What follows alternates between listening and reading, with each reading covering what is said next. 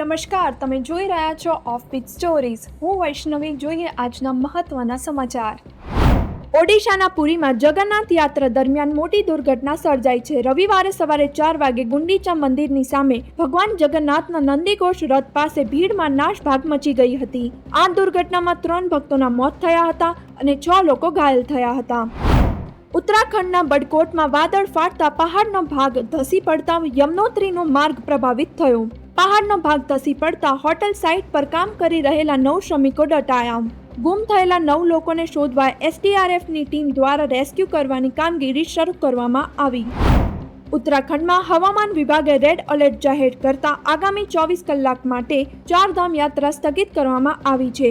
Police અને વહીવટી તંત્ર દ્વારા હરિદ્વાર, ઋષિકેશ, શ્રીનગર, રુદ્રપ્રયાગ, સોનપ્રયાગ અને વિકાસનગરમાં યાત્રાળુઓને રોકવા માટે સૂચનાઓ આપવામાં આવી છે. કોઈ મોટી દુર્ઘટના ન સર્જાય તેને ધ્યાનમાં રાખીને નિર્ણય લેવામાં આવ્યો છે.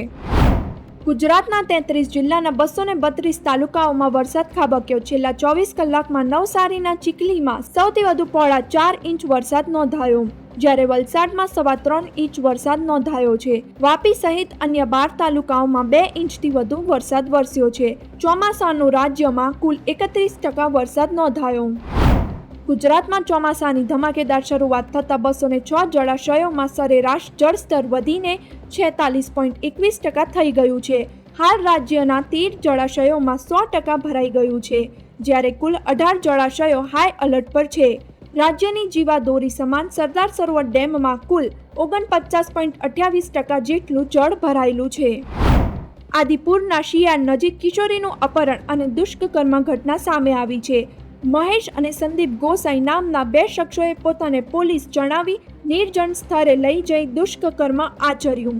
પોલીસ અને પૂર્વ કચ્છ એલસીબી ટેકનિકલ અને હ્યુમન ઇનપુટના આધારે બંને આરોપીની ધરપકડ કરી વધુ તપાસ હાથ ધરવામાં આવી છે.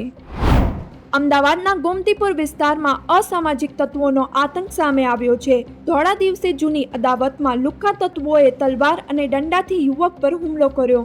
હુમલામાં ગંભીર ઈજાગ્રસ્ત યુવકને તાત્કાલિક હોસ્પિટલ ખસેડાયો. સમગ્ર ઘટનાનો વિડીયો સોશિયલ મીડિયા પર વાયરલ થયો. રાજકોટ એસઓજી દ્વારા મોટી કાર્યવાહી કરવામાં આવી છે. મધુરમ ઇન્ડસ્ટ્રીયલ નેશનલ હાઈવે 27 પરથી 12 કિલોથી વધુના ગાંજા સાથે અભિજીત પાસવાન નામના શખ્સની ધરપકડ કરવામાં આવી છે. આરોપી પાસેથી ₹1,32,00,000 સુધીનો મુદ્દામાલ જપ્ત કરવામાં આવ્યો છે. આ હતા અત્યાર સુધીના મહત્વના સમાચાર. દેશ અને દુનિયાના બાકી સમાચાર માટે વિઝિટ કરો અમારી વેબસાઇટ offbeatstories.in અને ઓફબીટ સ્ટોરીઝને સોશિયલ મીડિયા પર ફોલો કરો.